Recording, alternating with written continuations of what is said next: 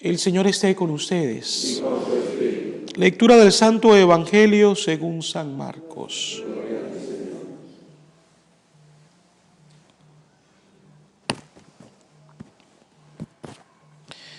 En aquel tiempo se hallaba Jesús en Cafarnaúm, y el sábado fue a la sinagoga y se puso a enseñar. Los oyentes quedaron asombrados de sus palabras, pues enseñaba como quien tiene autoridad y no como los escribas.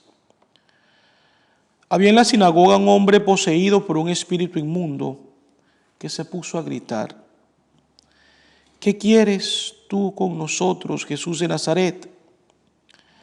¿Has venido a acabar con nosotros?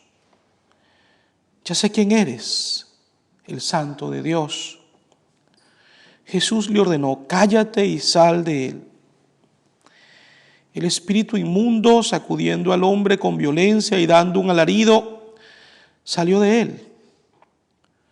Todos quedaron estupefactos y se preguntaban: ¿qué es esto? ¿Qué nueva doctrina es esta?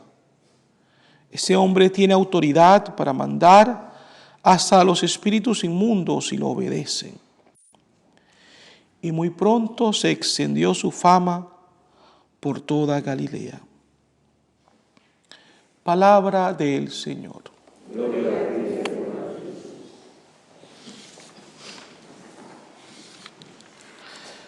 Señor. Damos inicio así pues al tiempo ordinario. Este año todo ha sido como muy rápido y muy especial porque tanto la fiesta de la Sagrada Familia como la del bautismo del Señor cayeron en días de semana, ¿no? El domingo celebrábamos la Epifanía, la manifestación, y ayer lo bautizamos. Pero bueno, nos encontramos entonces con esta primera semana del tiempo ordinario y la lectura o la primera lectura va a ser tomada en su mayoría en estos próximos días sobre la carta a los Hebreos. Así que si desean darle una leída general a la carta a los Hebreos durante esos días, pueden hacerlo para así darnos una idea del por qué la Iglesia nos presenta ese texto para poder meditarlo y para poder nutrirnos de él. Esta carta es dirigida especialmente a judíos que se convertían al cristianismo. Se presume que ellos provenían de familias sacerdotales y, pues bueno, por su conversión al cristianismo comenzaban a ser rechazados e incluso perseguidos. Y esta carta busca presentar a Jesús como pues el centro de nuestra fe, la respuesta a nuestras interrogantes, el consuelo en medio de las persecuciones que nosotros podemos recibir. Ahora, hay algo bien interesante que está casi al final de esta lectura, y es lo siguiente: dice: por eso convenía que Dios consumara en la perfección mediante el sufrimiento a Jesucristo, autor y guía de nuestra salvación. Lo que aquí se nos dice básicamente es que Jesús fue perfeccionado por medio del sufrimiento. Y fíjense que para nadie es agradable sufrir, y el cristiano en sí no busca el sufrimiento como tal. Lo aceptamos pacientemente cuando ese sufrimiento es producto de nuestra fe en Dios y nuestro seguimiento fiel a sus mandatos, pero no es que nosotros seamos masoquistas y querramos sufrir a cada instante, no. Lo recibimos pacientemente, lo aceptamos, sabiendo que el sufrimiento causa en nosotros algo muy importante, y es purificación. El sufrimiento nos hace crecer en humildad, nos purifica, nos baja de las nubes, del orgullo, de la soberbia.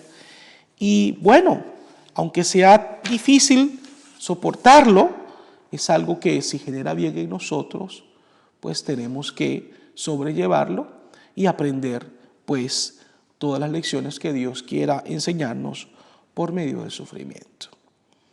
Así que cuando padezcamos cualquier tipo de situación difícil, pues bueno, en vez de renegar de Dios y molestarnos con Él o con los demás, pues tratemos siempre de buscar la razón por la cual estamos padeciendo y sobre todo purificarnos realmente de todo aquello que nos separa de Dios y no nos permite vivir pues fielmente junto a Él.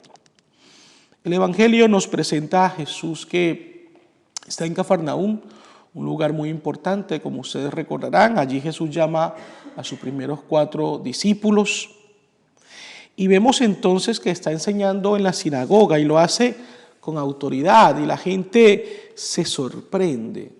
Es interesante ver que la palabra que se utiliza es autoridad, pero no debemos confundirla con el autoritarismo. Es decir, Jesús habla con convicción plena, porque sus obras ya hablan por sí mismo y eso la gente lo puede percibir. Él no está diciendo algo que ha escuchado y repitiendo como un lorito. No, Él está realmente viviendo la palabra porque Él es la palabra hecha carne, la palabra encarnada.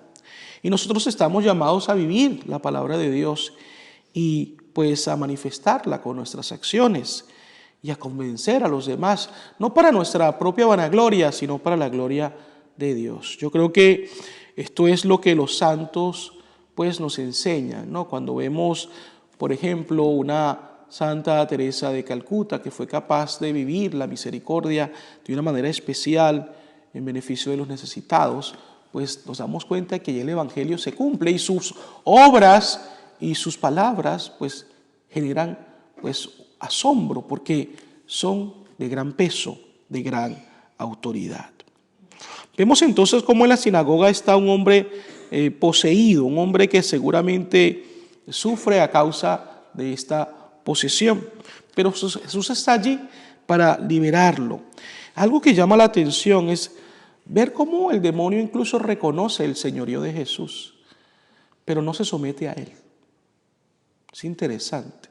Reconoce el señorío de Jesús, pero no se somete a él y sigue siendo pues rebelde.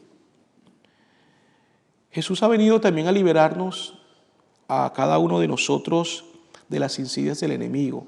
Y fíjense que en lo personal a mí no me gusta hablar tanto del demonio, porque creo que hay tantas cosas buenas que podemos decir de Dios, ¿no? Pero eso no tiene que obviar el hecho de que tenemos que predicar de que sí existe el mal, de que sí existe el diablo, de que sí existe el infierno. Estas son verdades de fe, hay que creerlo. No podemos decir, no, pues el demonio no existe porque Dios es todopoderoso. Sí, Dios es todopoderoso, pero sabemos bien, pues, que el mal existe en el mundo porque el demonio está presente. Sin embargo, algo que es bien importante tener en cuenta es que Jesús nos ha redimido con su sacrificio. Su sangre ha sido derramada por nosotros en la cruz. Y si nosotros nos apegamos a Dios, confiamos plenamente en Él, somos de propiedad del Señor, el demonio no tendrá ningún poder sobre nosotros.